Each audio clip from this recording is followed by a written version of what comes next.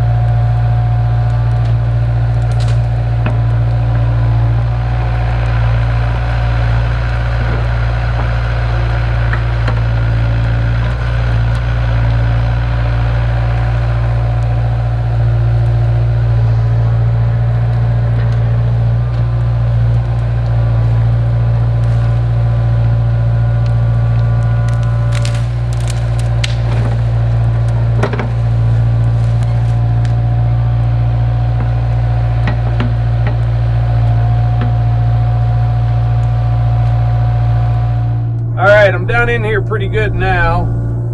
I got that big oak stump out.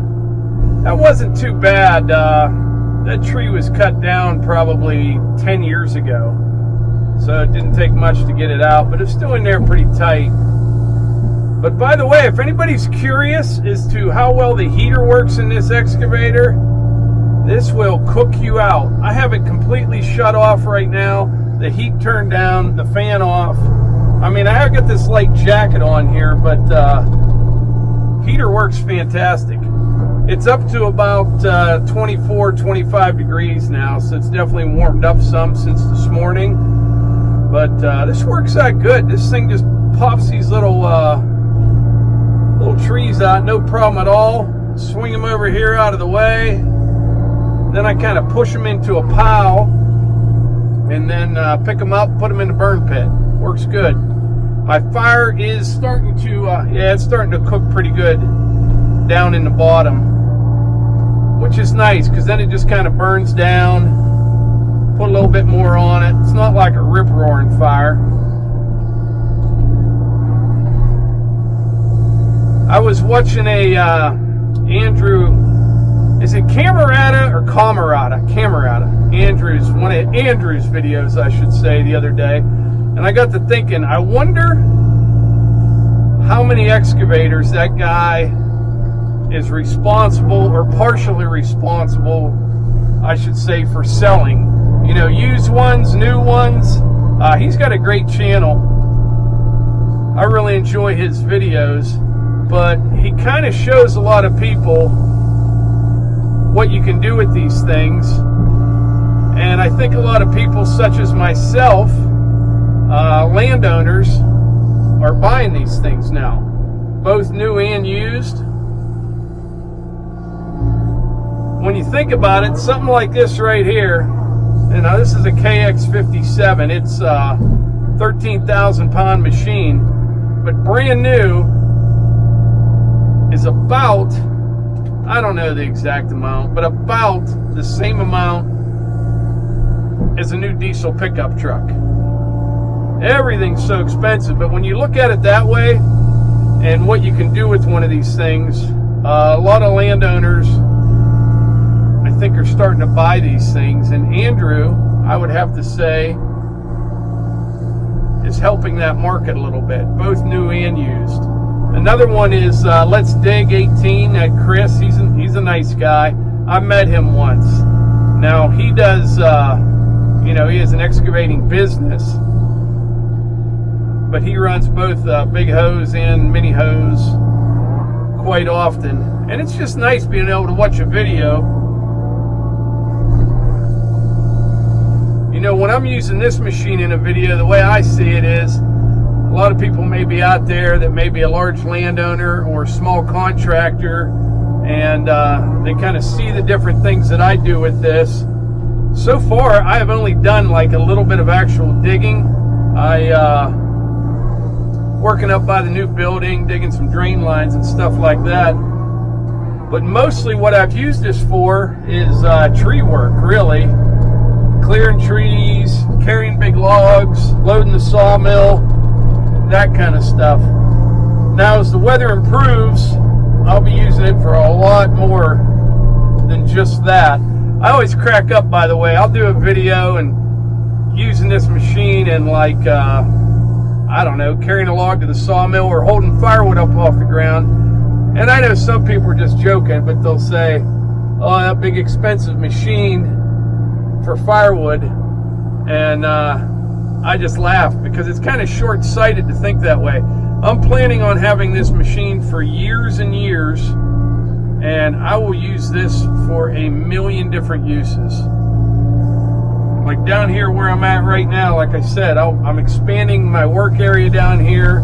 I will dig a nice borrow pit for some good shale. I'll use this thing all the time. And also, I've got 18 hours on this right now, and I haven't even put fuel in it yet. I'm trying to think, when I first got it, might have had 2.5 or 3 hours. I can't remember for sure. Eventually I'll figure it out, but 18 hours and I'm just under a half a tank. Now, you know, I haven't really been laboring the machine or anything, digging deep trenches or running wide open all the time. Like I said, most of it's tree work, but very fuel efficient. 13,000 pounds and 47 horsepower. Doesn't burn much fuel for what you can do with this. Back in my blasting days, when I was a blaster, the company I worked for, I tell several old work stories. I don't know, I kind of enjoy them. But the company I worked for, we had 2 Cat 5130 excavators. They were ginormous.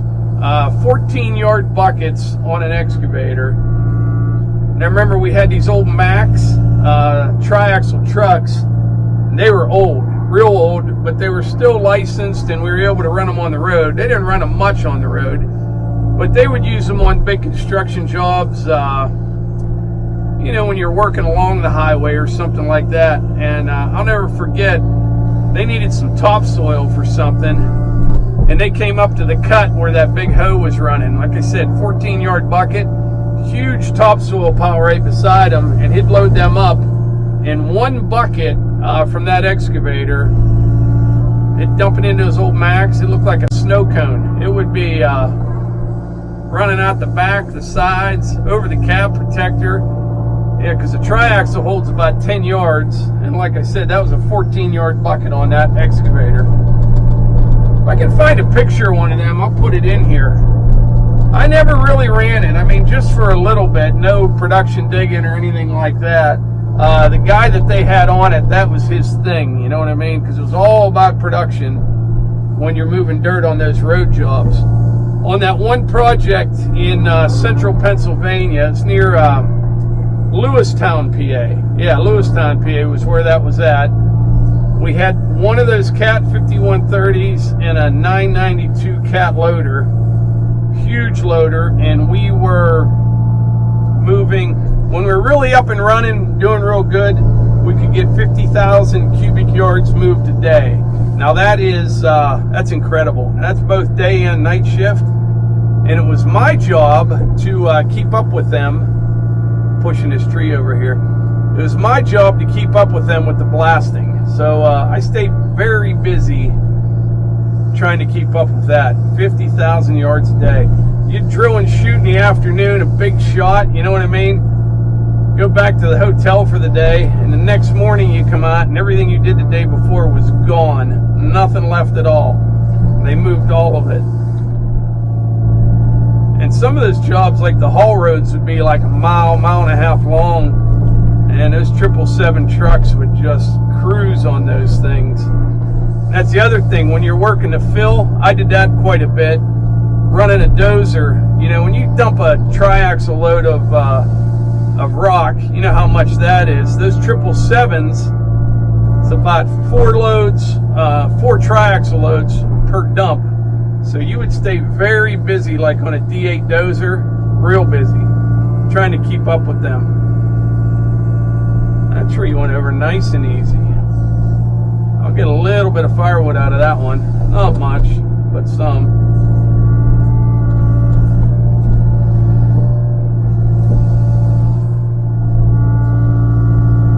What are some of the channels that you guys watch besides ours? I'm just curious. There's several that I watch. I mentioned a couple of them. I wish I could watch more. I don't have time with keeping up with our videos. You know what I mean? Editing and all that kind of stuff takes a lot of time. But when I have time, I like to see what everybody else is into.